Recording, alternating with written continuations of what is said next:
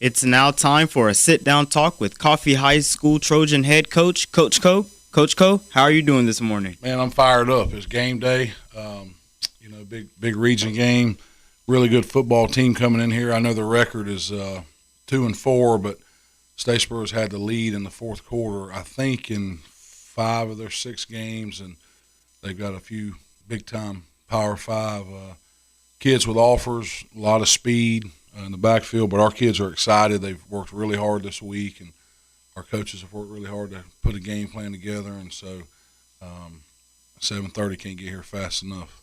Last week, the Trojans had an impressive performance against Bradwell Institute, blowing them out with a score of 42-13. Do you think we could see a similar outcome for the game tonight? Yeah, you ask me that every week, we never talk about the score. We don't really talk about the scoreboard a lot. We just talk about playing each play, compartmentalizing our thoughts and our process. And a good example is that last week, their second touchdown, they threw a little RPO, a little hot route, and went right through our linebacker's hands, and he tipped it right into one of their receivers who took it to the house. And instead of pouting and complaining, our defense, the next play, the extra point, they went and blocked the extra point. And a lot of great plays other night in that game by our guys. But to me, as a coach, that one stood out because I think it shows the culture we're building.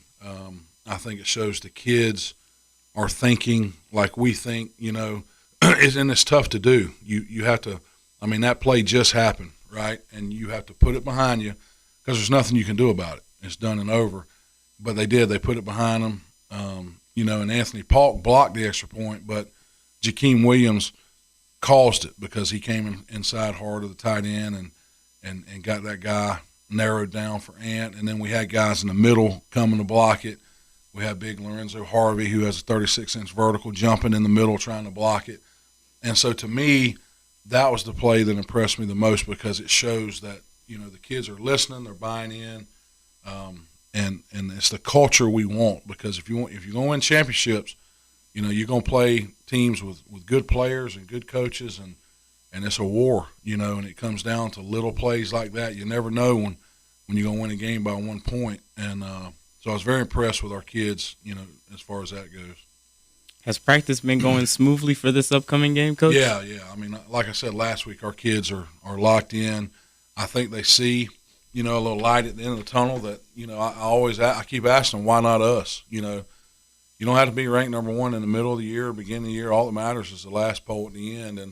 And not that we talk about chasing the championship a lot. We just talk about chasing greatness and execution daily in everything we do. And the weight room's been great.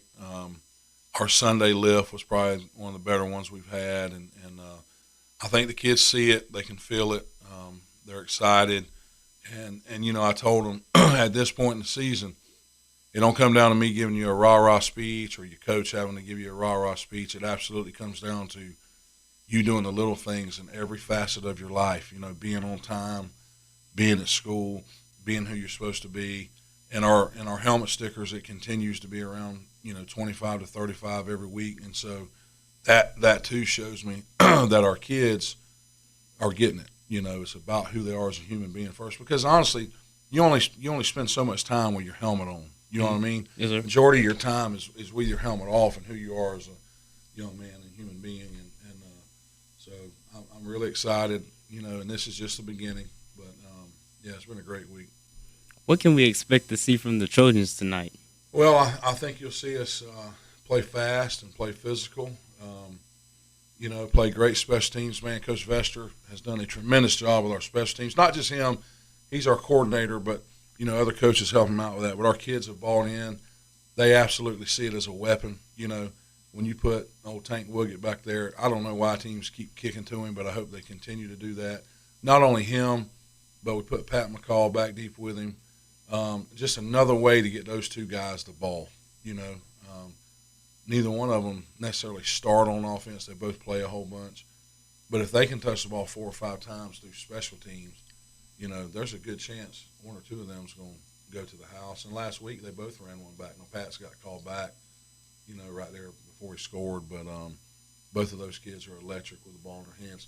And our other kids see it, and they block for them, and they work hard for them. And that's the thing that impresses me. That's the thing that shows me, hey, we've got a team. We don't just have a group of kids that play football. We've got a football team, a brotherhood. And so we're getting there. We're not where we want to be yet, but we're a lot closer than we were even last week. And so, I'm looking forward to the night. And I had one of my former players from Madison tell me he's coming to the game, and he wants to see what I got. And I said, well, you're going to see what I've always had on my teams is kids are going to play hard.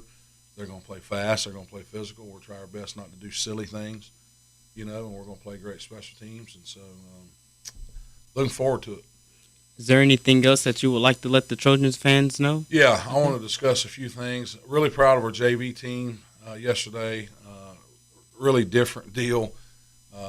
We were supposed to kick off over at Fitzgerald at 3:30. The referees got there like 4:15, so it was really wacky to start. But those kids found a way to win 14-13, made a big stop on a 2-point conversion.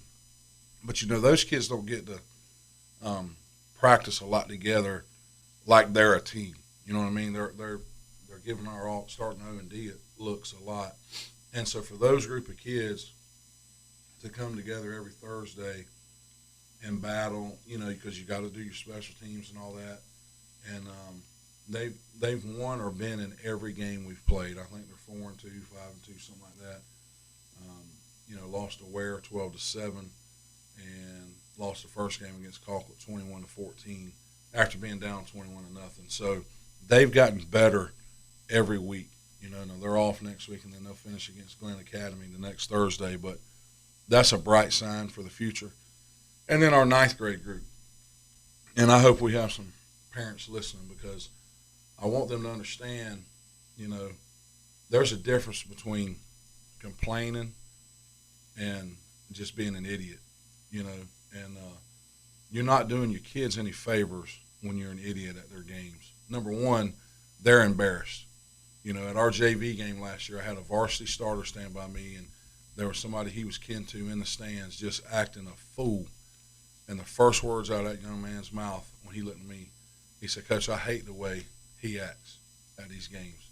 It's embarrassing to me, right? And so I want to say this, our 9th grade kids, they've worked their butts off. They've learned how to work when they first got to us. I think the work capacity was a lot different from what they were used to. I think the practice capacity was a lot different than what they were used to. And my goal for those 9th graders is to learn how to be young men in that classroom and in those hallways, and don't do silly things. And Coach Bailey and his staff have helped with that, with the helmet stickers and emails. Number 2, learn how hard you have to work in that weight room, because it's different. Down at middle school, you're in there 45 minutes. With us, it's an hour and a half, and they're almost in there every day, because we treat them like red shirts in college. We're trying to steal days with those guys to help, get those guys bigger and faster and stronger a lot quicker than normal. And they've done that. I mean, the kids have been awesome, but I'll say this, any parent that has an issue with anything that has to do with Coffee football, come see me. Come see me, right? There's nothing to hide. My door's always open. We'll pop the film on.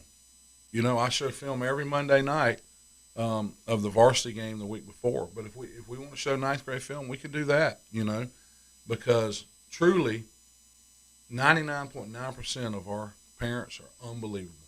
They understand why we're here, the culture we're trying to build. Nobody wants to win more than those kids and coaches, right?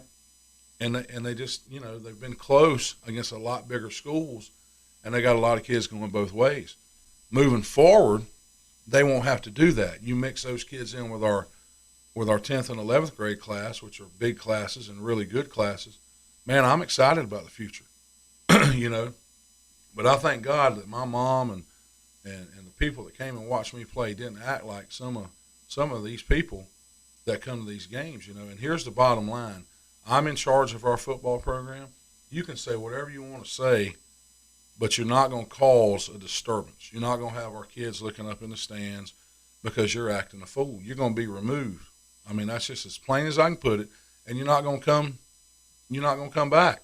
And if you can't handle that and be an adult in the situation, then maybe you need to go somewhere else and take your kids somewhere else, right? I mean, here's the thing: if something happens to me and I'm not here next week, they still gonna get on the bus and go play at Jenkins next week, right? I mean, everybody's replaceable. You know what I mean? And I don't want to lose anybody, but I don't compromise on that. That's not going to be our culture, because what it does, it bleeds. Eventually, it'll bleed down into a kid, and he becomes a cancer on the team, and he'll pay the price for somebody in his life that's foolish. You know what I mean? Mm-hmm. And so, be who you're supposed to be, right? If you want to coach, put an application in. Come see me, right? I mean, but here's the thing: our ninth grade coaches get paid peanuts, right? And there's some young guys down there, okay? But I have a plan with that. I want those young guys to learn. Do they make mistakes? Absolutely, 100%. Do I? Absolutely, right? There's never been an undefeated coach in any level of any sport, you know. Right. You know, you're going to win some, you're going to lose some. Yep. But it's how we react and how we act as human beings and as adults, you know. And Bill Parcells had a saying back in the day that losers, they get in the corner with a small group of people and they whine and they complain together, you know. And, again, like I said, 99.9% of our parents and our supporters are unbelievable. They're great. They understand the mission. When I die and I face Jesus, he is not going to ask me how many championships I won. He's going to ask me, did I tell kids about him, and did I impact their life? And that's why we're here, you know. And I believe in doing those things, you're going to win plenty. And that ninth grade group we have, they're going to win plenty before it's over, okay? But the thing I love about those kids, they're not pouting and moaning. They come back and work the next day. They act more like adults than some of the adults around here, you know. Right. And I'll have some people tell me that I shouldn't have said this morning, but it's who I am. You know, I'm going to call it like I see it. I'm not going to hide behind the crowd and all that. I'm going to be out front. And like I said, if you have an issue, my door's always open. The field house is right there. I'll be glad to meet with anybody, and I'd love to watch film with anybody that wants to, okay? And I'd really like to watch film from Monday morning's practice when our ninth grade staff had quite a few kids missing from Monday morning's practice. And I allowed them to decide if they wanted to let them play or did they want to run them and punish them. Now, I got some kids tonight that are sitting. They're not dressing because they weren't there Monday morning. So I chose from our level, they're not going to dress out, okay? I let the ninth grade staff decide, and they decided to run those kids and let them play. And some of those kids are some of the same ones who have people acting a fool in the stands, you know. And again, you can say what you want about a play call. I don't care about that. That's part of it. But you're not going to be standing on the fence and leaning over the fence and acting stupid and causing disturbance. You're going to be gone, okay? And so I'm not trying to be a negative Nancy. I'm just trying to call it exactly the way it's going to be, okay? And here's the thing.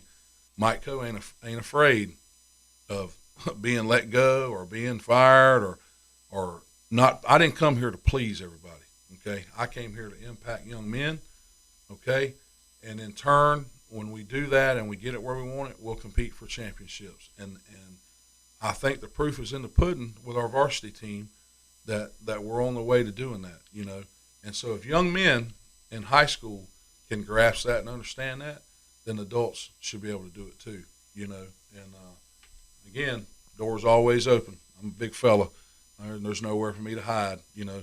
So come on in. We'll turn the film on, and let's, you know, and you're probably not going to like what you hear, but you'll be all right. Right. Well, I appreciate you coming down here at the Vibe FM to talk to us about the Coffee High Trojans and their game tonight. Don't forget to tune in right here for the pregame show at 6:30, then the following game at 7:30. Coming up, more of your hot hits and throwbacks on none other than the Vibe FM.